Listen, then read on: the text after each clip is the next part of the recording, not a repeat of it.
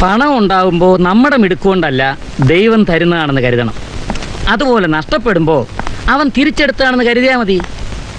എടോ, എൻ്റെ അപ്പൻ കടം കൊണ്ട് തളർന്നപ്പോഴാ ഞാൻ കുടുംബകാര്യം ഏറ്റെടുത്തത്. പക്ഷേ അങ്ങേര് മരിക്കുന്നത് കടക്കാരനായിട്ടല്ല, പണക്കാരനായ ഈ കുഞ്ഞാപ്പൻ്റെ അപ്പനായിട്ടാ. എൻ്റെ മക്കൾക്ക് ഞാൻ പണിയിച്ച വീടായത്. താൻ ആ പുര കണ്ടോ?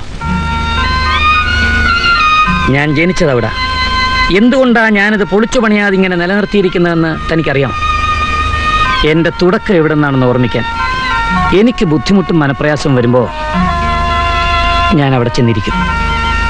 ഇവിടുന്ന് ആരംഭിച്ചവന് എന്ത് നഷ്ടപ്പെടാനാണെന്ന് എനിക്ക് തോന്നും. മനസ്സിനപ്പോൾ ഒരു സമാധാനം കിട്ടും. വാസു, വന്ന വഴി നമ്മൾ മറക്കരുത്.